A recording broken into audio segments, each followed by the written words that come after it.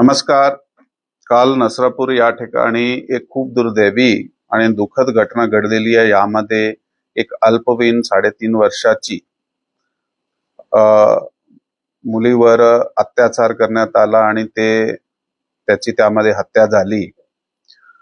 या प्रकरण पोलिसाकडे काल ज्यावेळी रिपोर्ट झाला, साधारण संध्याकाळी घटना काही 3:30-4 वाजताचे दरम्यानची आहे आणि 4:15 वाजता ज्यावेळी पोलिसाकडे हे रिपोर्ट झाला तर तातडीने आम्ही त्याचा शोध सुरू केला, आरोपीचा शोध सुरू केला आणि 1 ते 1.5 तासाचे दरम्यान आम्ही हे आरोपी जे आहे त्याला ताब्यात घेतला. परंतु दुर्दैवाने तेव्हापर्यंत त्याचे अत्याचार होता ते झालेला होता आणि ती हत्या झालेली होती. या प्रकरणामध्ये BNS कायद्याप्रमाणे 137(2), 103, 64, 74, 140(1), 140(3), पॉक्सो कलम 4, 6, 8, 12 तहत FIR क्रमांक 169/2026 राजगड पोलीस स्टेशन या ठिकाणी दाखल करण्यात आलेली आहे. पुढील तपास जे चालू आहे, आरोपीला अटक केल्यानंतर आता पुढे तपास आमचा चालू आहे. लोक आक्रमक झालेले आहेत, त्याची मागणी आहे की प्रकरण लवकरात लवकर फास्ट ट्रॅक कोर्टात चालावं. त्या दृष्टीनं काय तयारी केली आपण, काय करतो पुढे? अशा घटना घडल्यानंतर साधारणतः जे एक इमोशनल जे रिॲक्शन जे आहे ते पब्लिक कडून येत आहे. काल सुद्धा अशा प्रकारची एक सिच्युएशन निर्माण झाली होती.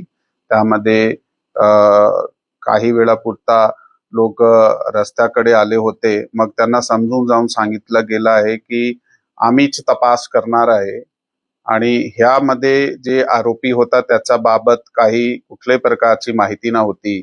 परंतु तांत्रिक आणि गोपनीय जे आम्ही आपले यंत्रणे वापरले तर तातडीने 1-1.5 तासामध्ये आरोपी अटक करण्यात आलेला आहे. पोलिसने ताबडतोब कारवाई केलेली आहे. आता तुम्ही आमचं सहकार्य करा. ते लोकांनी काल ऐकलाय, सहकार्य केलाय, ते शांततेने आहे, ते प्रोटेस्ट करताय, परंतु ते शांततेने आहे आणि पोलिसाच्या सहकार्य करत आहात. आणि आपला जे म्हणणं आहे की नक्की या केस जे आहे ते तातडीने ह्याची चार्जशीट केली गेली पाहिजे, हे आश्वासन आम्ही काल सुद्धा लोकांना दिला होता आणि हे फास्ट ट्रॅक पद्धतीने चालला पाहिजे आणि आरोपीला सक्त जे पनिशमेंट आहे ते भेटली पाहिजे. यासाठी आम्ही प्रयत्नशील आहात. त्याप्रमाणे तपास आमची विशेष टीम करत आहे.